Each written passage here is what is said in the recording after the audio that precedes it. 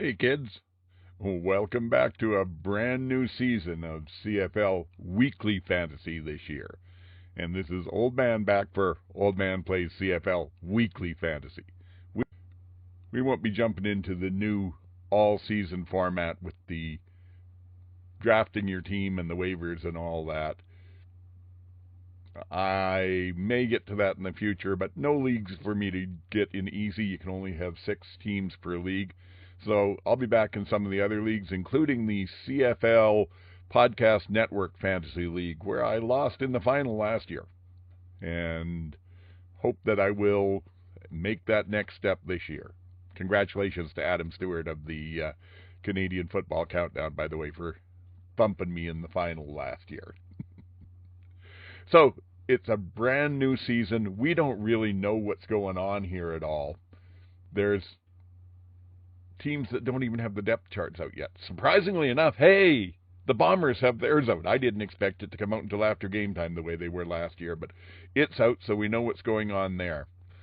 So that gives us Winnipeg, Calgary, Montreal, and Hamilton to work with. We don't know who's on the depth charts for Ottawa or Edmonton. There's been turnover there.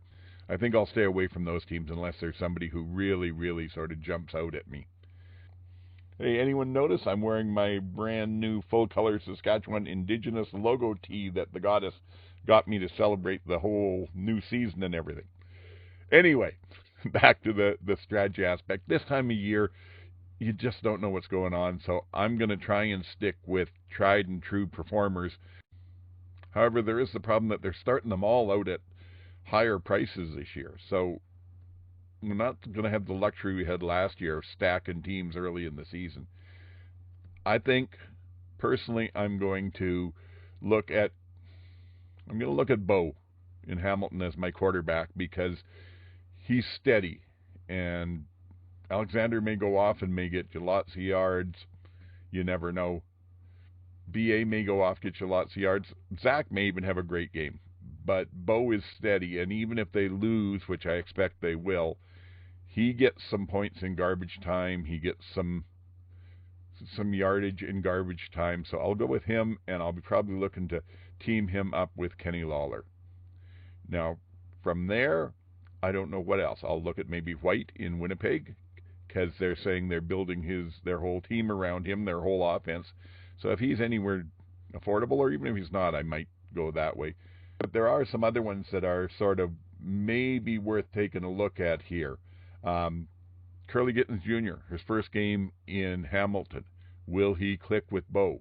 Just don't know, but that if he's a lower price one with the way that he underperformed last year, that might be a worthwhile idea.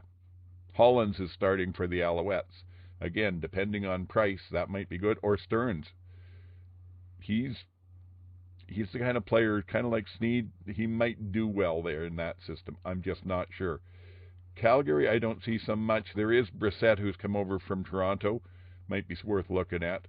And in Winnipeg, again, I don't know. They look thin in the receiving corps to me this year, other than White. Although Neal's over there now, so again, depending on pricing. Running back, I don't know if I want to take Brady. I think I might go with Mills instead because Brady should be solid, but in a Tommy Condell offense, how many touches is he going to get? Until I start to see that, I don't know. And the other one that I may pick, quite frankly, is Thies out of Montreal because Hamilton's got 2 linebackers out. There are 2 backup linebackers in. Montreal doesn't run the ball a lot, but they pass out of the backfield.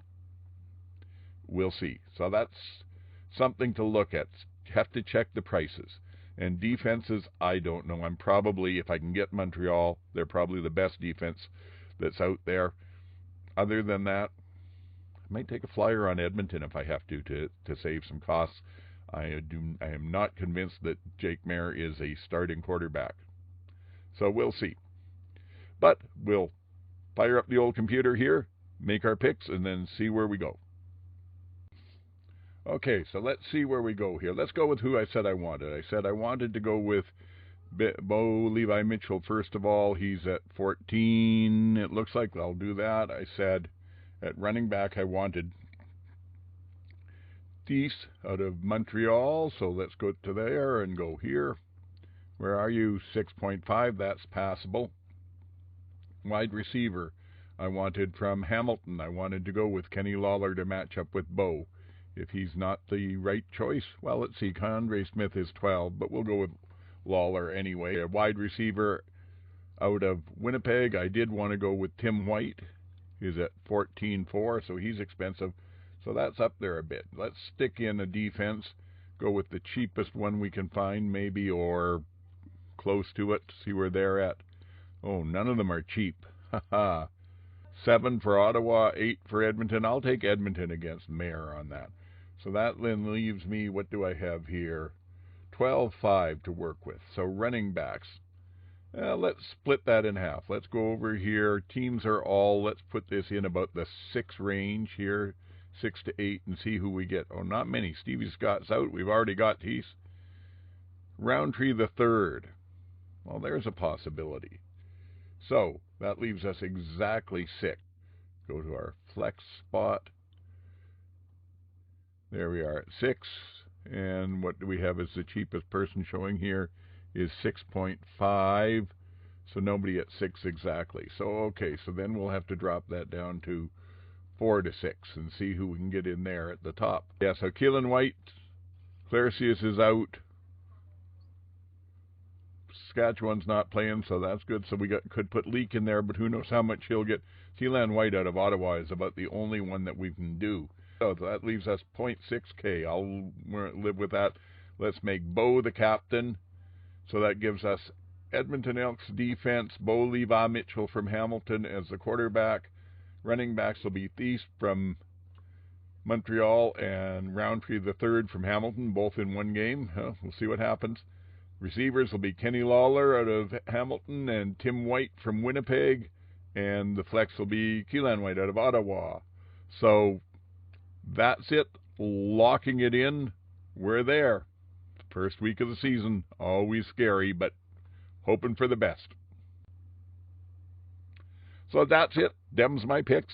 As I always say, use them at your peril. Who knows? Especially early in the season like this. But we'll give it our best shot and see what we get here. Hey, even if we don't do well this week, it's a brand new season of friggin' CFL football, man. I've been waiting and waiting, so the bullets are flying for real. Live ammo. Hope that anything you did in Pick'em this week works well. Hope your fantasy team works really well. Don't forget to check us out on the flagship show, the CFL Outsiders. We're really, really happy with the way that's going. GT and MJ over there, we've just clicked as a group of 3, getting lots of people saying good things about us. So if you don't watch it now, or if you haven't watched it yet, give us a try. See what you think. Until next week, Old Man, signing off.